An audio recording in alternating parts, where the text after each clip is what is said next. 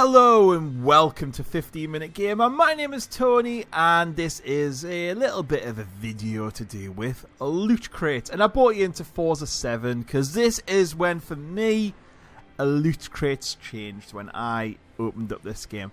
I've been in two minds if to pick this game up when I saw there was loot crates and I was kind of like, yeah, I'm a little bit unsure, but I love Forza Motorsport. So I just had to kind of give it a go, you know. And Forza is a brilliant game. It is really, really good, but it's underpinned by these prize crates and loot crates, as you may know them as. So if you don't know what a loot crate is, or a loot box, or prize crate, or whatever they're called in many different games, basically, they're a legalized form of gambling. You can gamble when you're young, at 5 years old, 6 years old, 7 year old, all the way up to 12. You can do whatever. They're contentious, I think is a good word for it. Up until about, well, I would say the last couple of years they've been creeping in. However, over the past couple of months, they've really taken over every single game. Now, you'll quite often see these crates, these things in mobile free-to-play games. So, you know, you like pick up Candy Crush, and it's like, right, okay, so you're stuck, huh? Well, do you want to buy 10 things maybe that might help you? And, you know, you'll see things like that. And what you're doing is you're not paying for the game. The game's not impossible in brackets. However, to get through it, you're kind of encouraged to buy these crates. And anyone who's been stuck on Candy Crush or anything like that has been in that situation where you're like, oh my god, this level's killing me. And you're tempted to pay some money. Now, these have existed in what we're going to call AAA games for a while, you know, in different disguises. They were microtransactions. So microtransaction might be, in some games, if you want this driver to look like this, I would need to pay some money. So say $3.99 would get me this outfit, for example. So I knew if I handed over $3.99 to the games company, I would get this outfit. This car in the background, I want it to look like that. So some games might be, well, if you give us a $5, we'll give you this car looking like this. Fine and dandy. I didn't mind that at all. DLC, that sort of thing, you know, downloadable content for those who don't know. So a lot of games come with basically, hey, pay $60 for our game, £50. But you have to buy a season pass and we're going to have new maps and stuff like that. I can kind of see where that comes from. So, you know, it gives something for the developers to do, graphic designers, maybe a little bit extra. As long as it doesn't take away from the core game experience, again, I wasn't too fussed on it. Cosmetic stuff, again, you know, if you've got hundreds of pounds and you're willing to spend hundreds of pounds on these items, then go you. If that's what you want to do, you do it. It doesn't affect my gameplay. It doesn't affect your gameplay. You know, you get an improved experience if you want your character to look like something.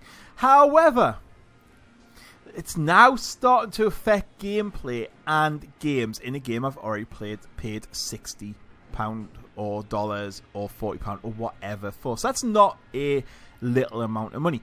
So, Forza 7 is a driving game where you drive cars.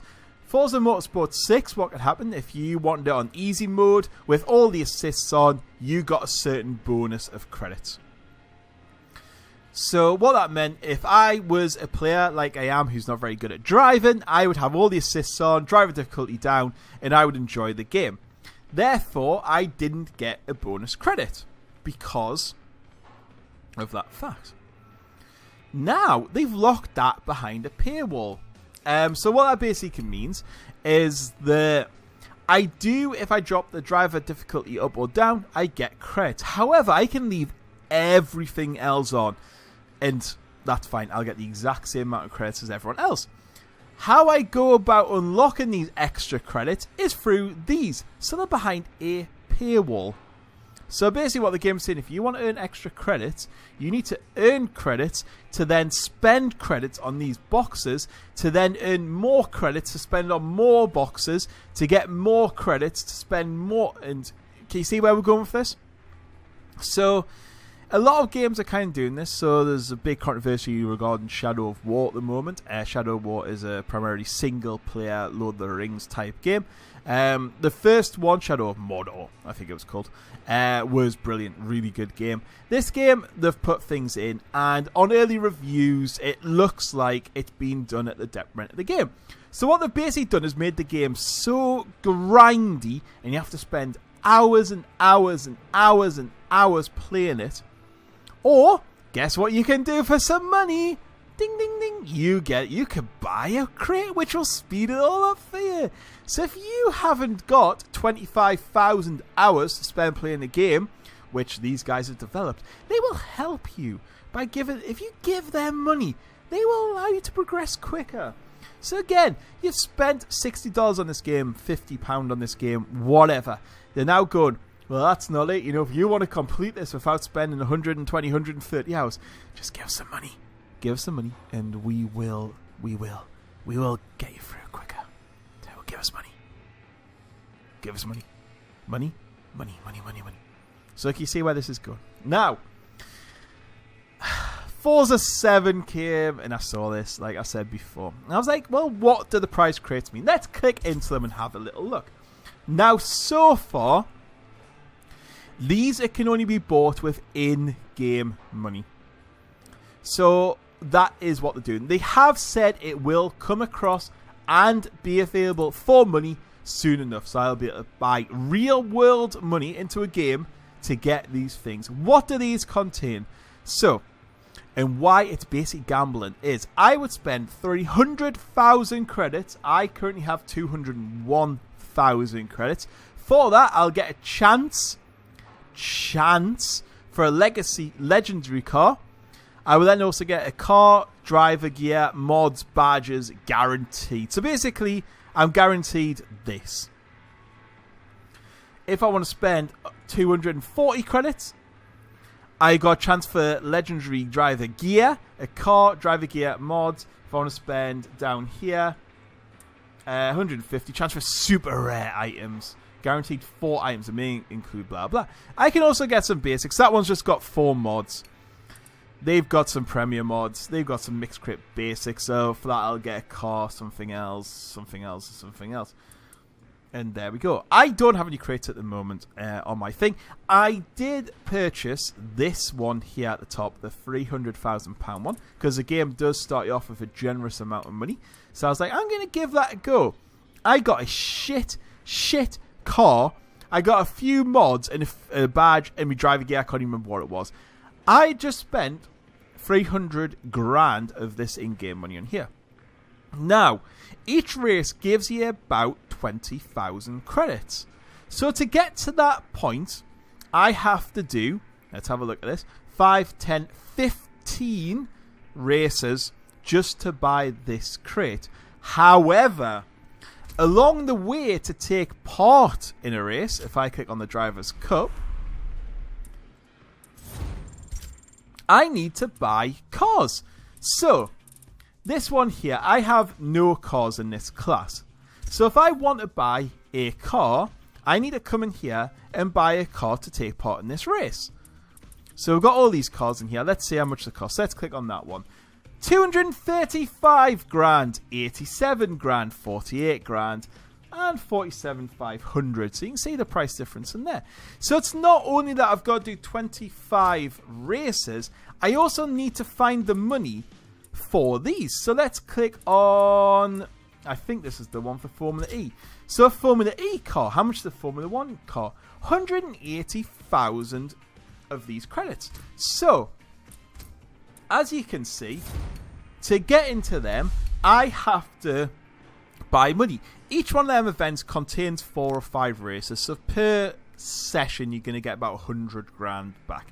You've then got to spend maybe between 50, 60, 70, 80 to 100 credits, 1,000 credits to 180,000 credits just to buy a car to be able to take part in that series. So basically each series you go into, you're going to be spending your outlay on the car. Yeah? So if that race series gives me 100 grand, for example, I'll then have to spend 100 grand on a car just to take part in that series, to then earn another 100 grand.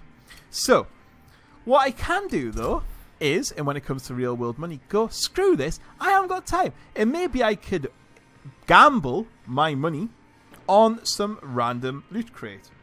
So what the random loot crate will give me is some items. So as you can see, that's the items you get. So can you see the pattern they've got you in here?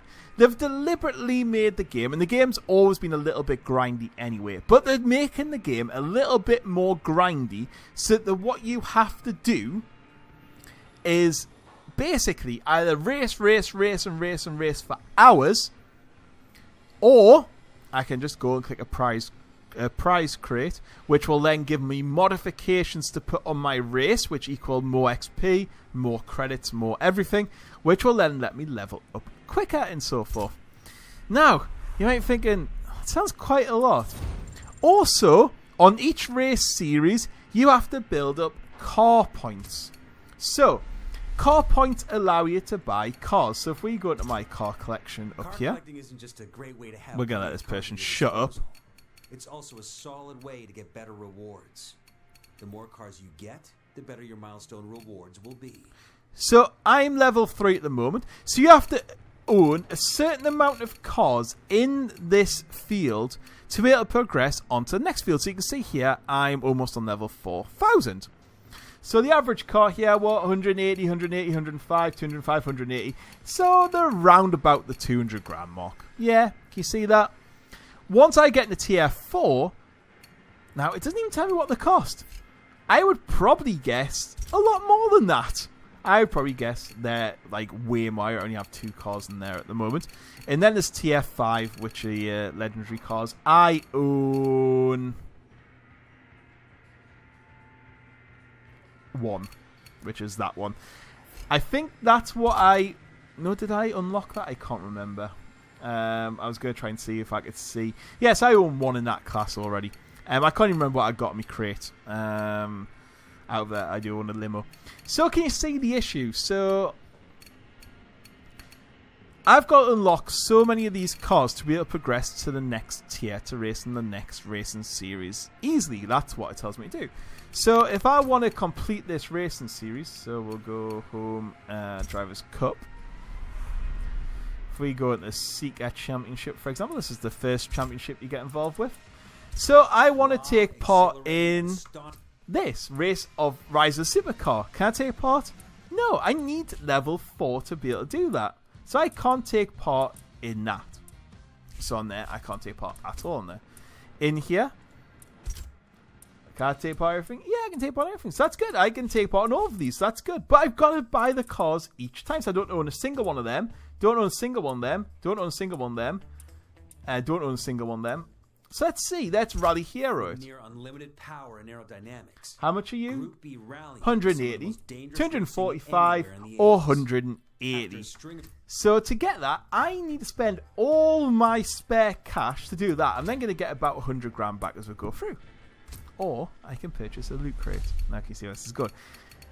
Also, they've decided to put driver gear. So this person who sits in this car you never see, that's also loot crates. That's what you get. They want you to buy outfits and stuff like that. So look, I have these. So the only reason I'm going to get one of these is to buy this. 1675. I'll get that in there. So I can buy DLC for 1675 to have that. If I want that. I've got to win the evolution. I've got to win Drivers' Cup. I've got to do all that. So, or I can unlock them as well. Yay. And drive crate in loot boxes and stuff. So you see there's a lot there. I've unlocked a few when I've been going through. But can you see the issue here? So if I really like, say, this one, and I'm like, oh my god, I want this one. I can't just go and buy this one. I'm going to have to buy loot crate after loot crate after loot crate trying to get it. And this is where the economy comes from, where it's basic gambling. I don't know what I'm going to get. I'm just gambling that amount of money on this crate to get something. I have no idea what's in it. And of course, when it goes to real money, what's going to happen? Well, you know, I just want to progress through the game. The new Star Wars game has loot crates in it, or prize crates, or what the hell you want to call them. They're called star boxes or something. Where basically, It's so grindy. I mean, I was looking at some calculations today. It was 5.5 hours or something to unlock one gun or something like that. Or you can just go and buy a crate and get the gun straight away. And it wasn't just that the gun was different. You're talking about 50-60% more damage, health, everything like that.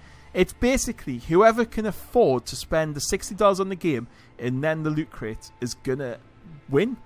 And what's the point now? Why would, like, Star Wars was a must-buy game for me. Now, it's just not. I'm not interested in at all. I'm not playing a game where I'm immediately at a disadvantage of everyone else because someone might buy some stuff. I don't want to pay extra stuff. I'm already paying $50 for the game. I'm also not going to grind the game. I haven't got time. I've got better things to do for my life. So, yeah, these are creeping in, and I don't like them. And I have a horrible feeling every game's going to have them soon. Why has Forza got them in? When I first loaded up, and I was kind of like, well, I kind of like this idea, actually, because it's going to give me something to spend my money on, something a little bit extra. But they've made the rest of the game so grindy and everything like that I don't like it. And I'm really disappointed. This could have been an awesome game. The graphics are awesome. The gameplay is brilliant. I love every aspect of it. But it's completely held back by this. There's no need for it being. It's making money out of people. If I want to progress quicker, I can't sit there and do 25 races a day. I need to unlock these to get the mods to add to the car. Now, why is that? Why should I have to do that? Like, it's just ridiculous. I don't know how it impacts multiplayer. I'm sure it probably does in some way. I haven't had a look yet. I'm not interested in multiplayer anyway. So can you see the bit of the issue here? This is why it's a problem. People need to stop buying these games. It's never going to happen, and I just hope the games industry stops doing this. I can't say it. You've given them an inch with microtransactions. They've now went the full mile. You're going to watch this video and go, I don't give a toss about Forza Motorsport 7. You know what? It's your favourite game, like FIFA or something, and you can't even play it because in your prize crate and you spend loads of money on just being able to kick a football. There we go. Then you'll look back and go, right, okay, I can see the point here. You went to your favourite game, your favourite type of game, and they bring a prize crate in, a loot crate system.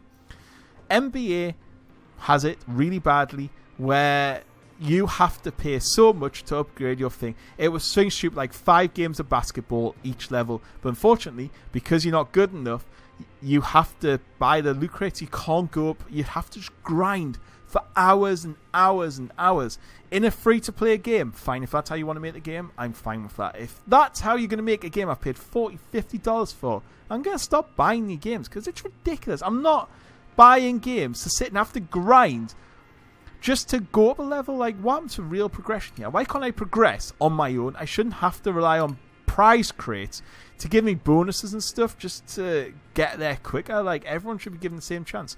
If it's cosmetics, I don't mind. If someone wants to do that, that's fine. I love the idea. Oh my god, a cool car. Or, oh my god, a super rare item. How fantastic is that? But I don't know what I'm going to get. I got out of this one a load of shit. 300 grand. It was all me credit. I then had to do a 25 lap race on an endurance just to get some money to buy a car to do another race. How ridiculous is that? Like, I couldn't afford a single car to do a single thing with. And that's what sort of game we got now. So that is loot crates. That's why they're annoying. That's why they're an absolute scourge on the AAA game market. It's ridiculous. When it hits your favourite game, trust me, you'll be pissed off as well. If you're one of these people who just spends loads of money and doesn't care, then fine. You do that. But, for the average person who, maybe doesn't have £40, £50 to spend and this is their favourite game, they've saved up for it, bought it, and then they're presented with shit like this, then, it just shows what a shitty industry the games industry is. But, yeah, I'm going to go anyway because, loot crates suck.